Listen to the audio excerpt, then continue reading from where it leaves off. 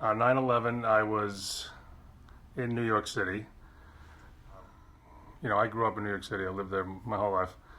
And so by 9/11, I had moved out to here for about, 9/11, I was here for about 5 years. So the night before, on 9/10, the cast of Raymond flew into New York City. We were about to do a 1 week press junket because our show had just syndicated. So we were going to do all the shows, the talk shows and the interviews and whatnot. So we all flew in on American Airlines on September 10th with the cast, a couple of producers, a couple of assistants. We drove over the 59th Street Bridge, and I remember, I believe it was Aaron Champion, who's Phil Rosenthal's assistant, had never been to New York. One of them, and we saw the Twin Towers from the 59th Street Bridge. We pointed them out because they had never been there. And there they were.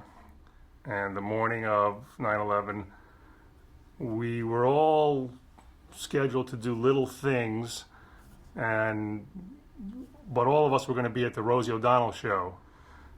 And as we were getting in the elevator, one of the PAs at the Rosie show was taking us up and said a plane had hit the World Trade Center. Did you hear? And we hadn't heard. And we got into the green room, and it was Peter and I there. We were waiting for the cast to come. We were there first. And we immediately turned the TV on, and there it was. One of the towers was burning, and we still thought it might have been a small plane. And the news people were speculating whatnot. And, just a horrible accident. Watching on live TV, and I saw the second plane hit the tower. Nothing kind of made sense. And I remember exactly what I said, and it sounds a little contrived now, but the words, I don't even know if it was like subconscious, but when the plane went in and Peter was kind of off to the side, I just said, everything's different. And I didn't even know what that meant at that time, but, it kind of meant what it is. I mean, it was true. And then, of course, it became clear this was an attack, and everything was, the Rosie show was canceled. The cast never came, and we went back from there. We went back to the hotel to meet everybody. And we all were in one person's room. I don't remember exactly which person's room it was.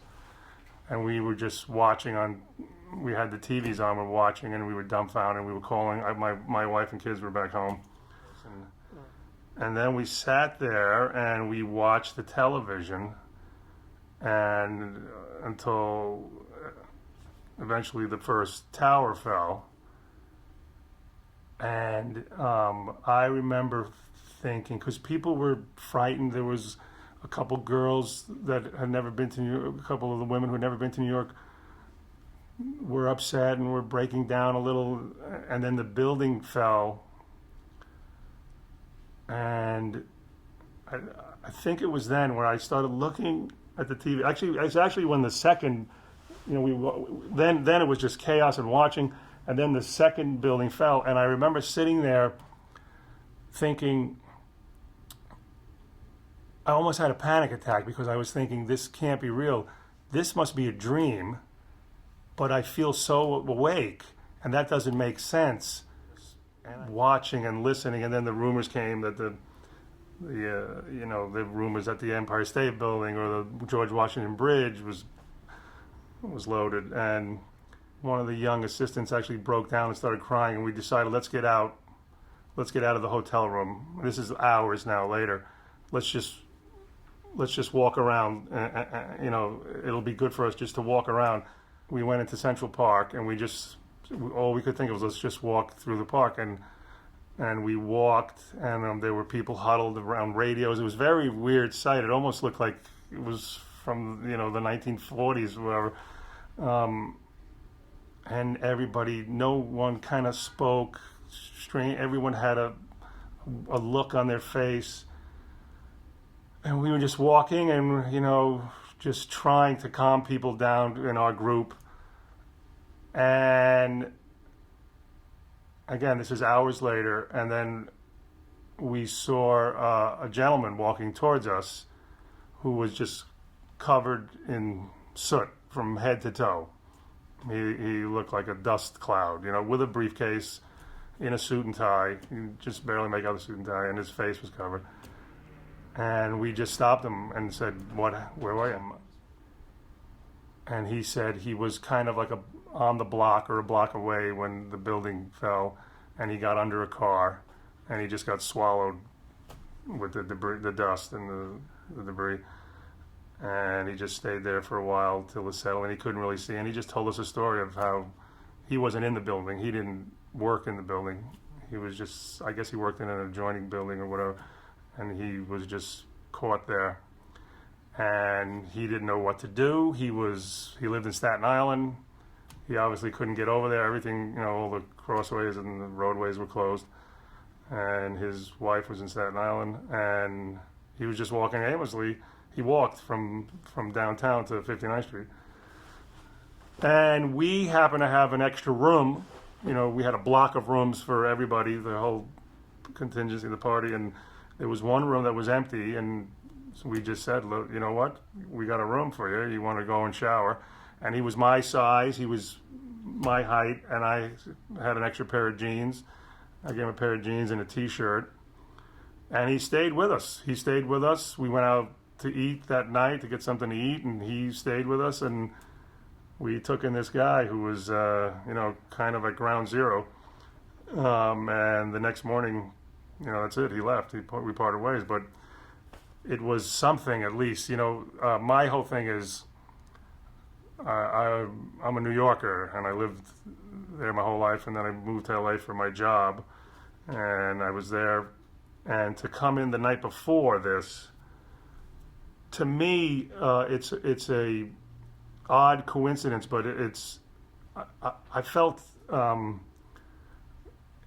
was more to it. I was happy to be in New York when this happened. It felt like it's as if like a family member is hurt or in pain, and even if you can't do anything, you just want your presence there, just to absorb it with them. So it just felt right that I was there. And my brother was a police officer who retired about a year and a half before 9/11. So thank God he's, or who knows if he's down there. And he went down. He volunteered the next day for the cleanup. And there are a couple people that I knew that lost their life there. I can mention them? Sure. Yeah. There's a family that I grew up with, the Hoffmans, and I grew up in Forest Hills, Queens, and they had 12 kids in their family. So I was friends with a lot of them, and I was closer friends with the guy my age, and he had twin brothers, Stephen and Greg, and Stephen worked for Cantor Fitzgerald, and he lost his life. And the girl I grew up with across the street from me, she married a fireman, Bobby King, and he lost his life. So it was very, it was personal for everybody, but it just, it happened in a place that I love and where my family is. Yeah.